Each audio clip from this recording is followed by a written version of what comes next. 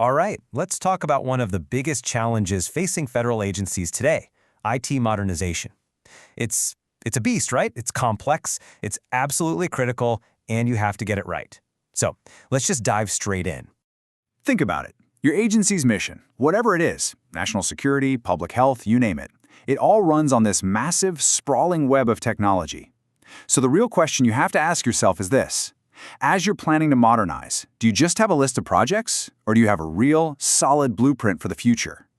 Well, that blueprint, it actually has a name. It's called Enterprise Architecture, or EA for short. And really, it's the master plan that makes sure your IT strategy is perfectly aligned with your agency's mission.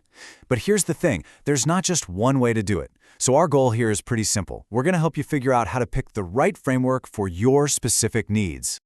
First, let's talk about what we're up against. I like to call it the modernization maze. Just picture it. Federal IT is this incredibly complex labyrinth of old legacy systems, brand new tech popping up everywhere, and a mountain of security mandates. If you go in without a map, you're going to get lost, fast. Enterprise architecture, that's your map. It's the GPS that's going to guide you through the maze. Okay, so how do we actually build this map?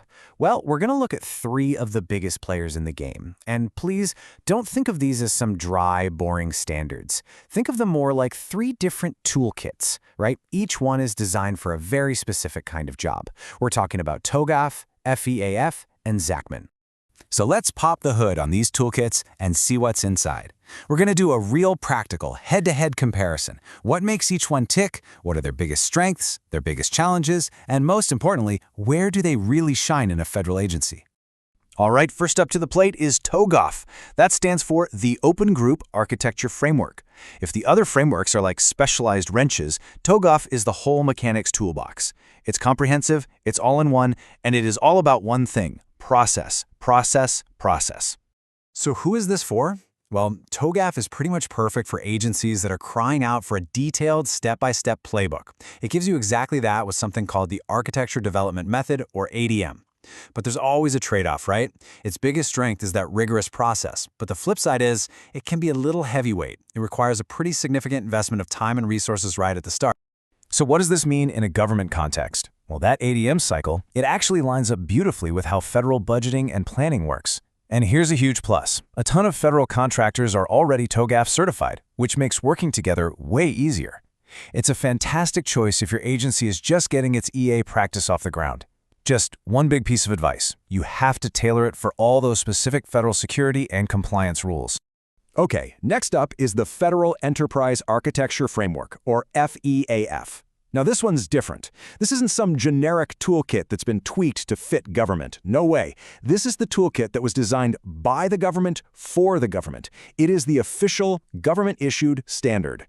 So FEAF is really for any agency where aligning with government-wide standards is priority number 1. Its superpower is that it's purpose-built for the federal world, and it uses these things called reference models to help everyone speak the same language. The main challenge? It's not as much of a how-to guide as TOGAF.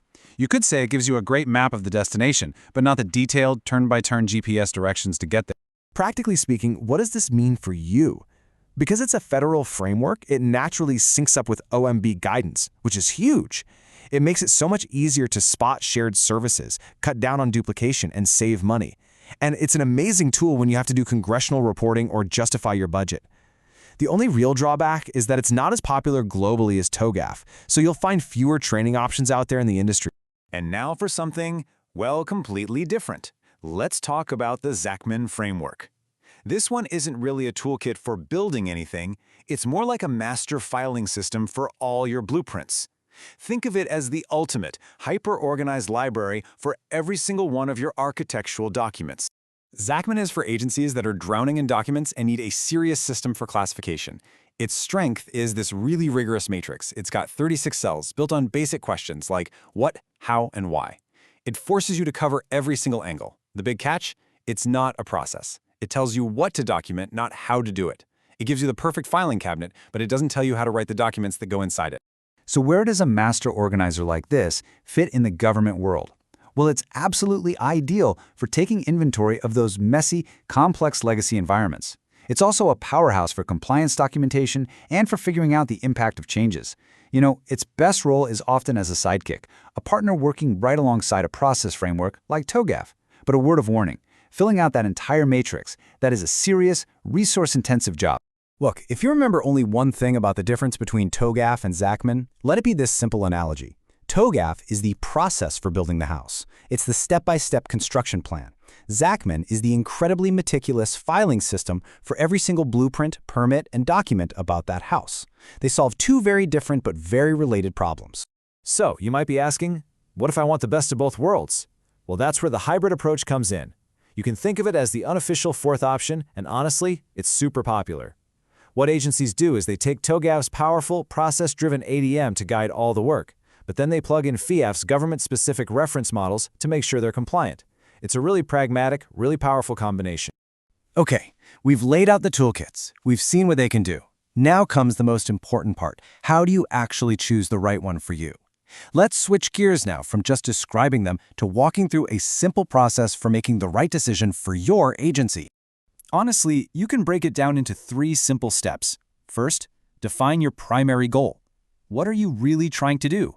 Are you aiming for a massive transformation, or just trying to stay compliant, or maybe just get a handle on all your documentation?